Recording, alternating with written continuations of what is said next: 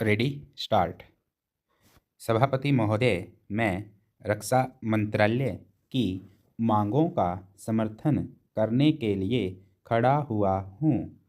वर्तमान घटनाओं से पता चलता है कि संसार का हर देश अपनी सुरक्षा के बारे में चिंतित है और उसके लिए हर प्रयत्न कर रहा है। इस दृष्टि से अन्य देशों की तरह हमारे देश में भी रक्षा मंत्रालय का महत्व है।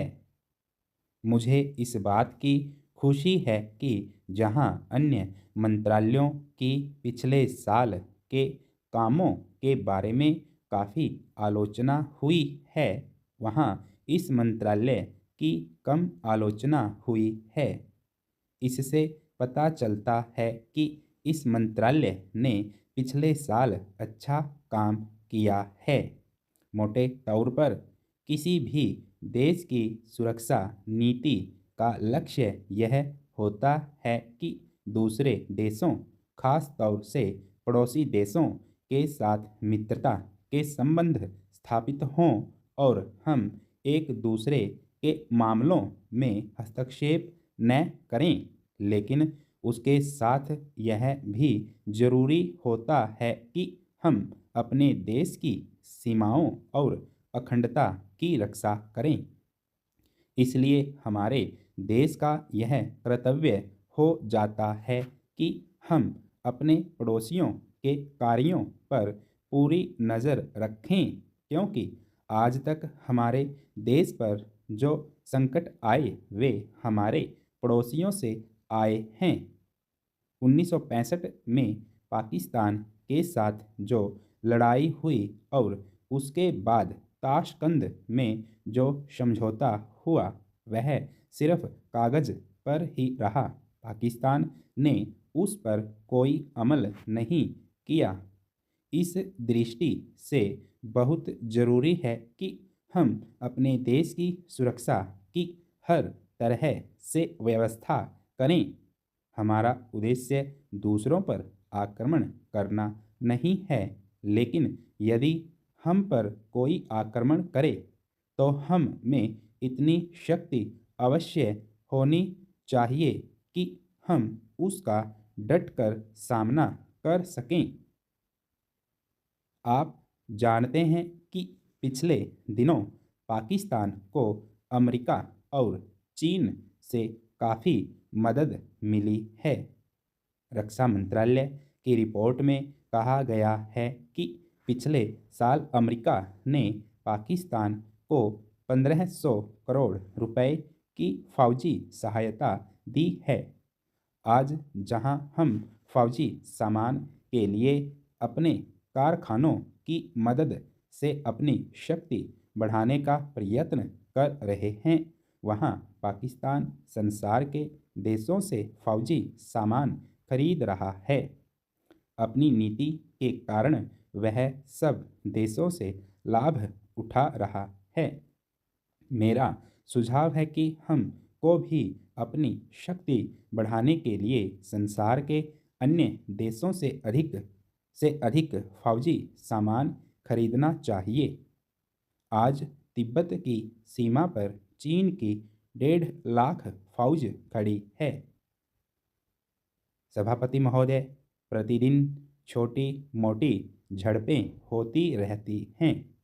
हमारी फौजें बड़े उत्साह से उनके मुकाबले में खड़ी हैं। उनके हौसले बहुत ऊंचे हैं, लेकिन हमारी सरकार का भी यह कर्तव्य है कि उनके हौसले को कभी गिरने न दे। उन्हें हर तरह की सुविधा प्रदान की जाए जिससे उनका आत्मविश्वास बढ़े।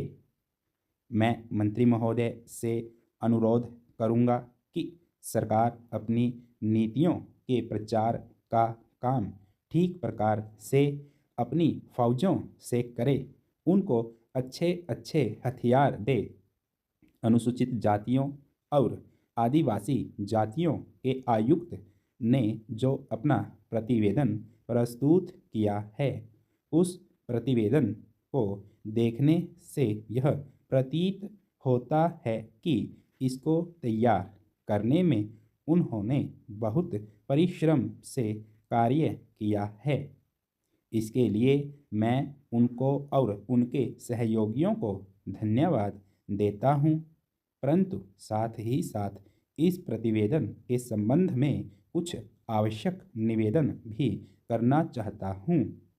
पहली बात तो यह है कि इस प्रतिवेदन को देखने से ऐसा प्रतीत होता है कि इन कार्यों के लिए जिस धन का उपयोग होता है वह 3 साधनों से उपलब्ध होता है। केंद्र सरकार द्वारा, राज्य सरकारों द्वारा और कुछ गैर सरकारी संस्थाओं द्वारा। प्रतिवेदन के अनुसार जितना धन इन कार्यों पर व्यय करने के लिए दिया जाता है उतना धन पूरी तरह से व्यय नहीं हो पाता। मैं यह नहीं कह सकता कि आवश्यकता से अधिक धन दिया जाता है या कार्यकर्ताओं को वह धन प्राप्त ही नहीं होता, जिसके कारण से वह बिना खर्च हुए बच जाता है। मैं तो यह चाहता हूँ कि जितना धन दिया जाता है उसका पूरा उपयोग और आयुक्त को यह न कहना पड़े कि इस कार्य के लिए जितने धन की आवश्यकता थी उतना धन नहीं मिल पाया और विवश होकर हमको उस कार्य को बीच में ही रोकना पड़ा। जहाँ तक राज्य सरकारों का संबंध है, बहुत सी राज्य सरकारें अभी तक इस कार्य में असावधानी से काम ले रही हैं और इस कार्य को अपेक्षा की दृष्टि से देखती हैं। आयुक्त ने इस बात की शिकायत की है कि बहुत सी राज्य सरकारों ने अनेक पत्र भेजने के बाद भी अभी तक अपनी रिपोर्ट नहीं भेजी है। मैं चाहता हूँ कि सरकार इस तरफ निष्ठापूर्वक ध्यान दे। राज्य सरकारों पर दबाव डाला जाए कि वे इस दायित्व के प्रति सचेत हों और आयुक्त को उनके कार्य में पूरा सहयोग प्रदान करें। स्टॉप।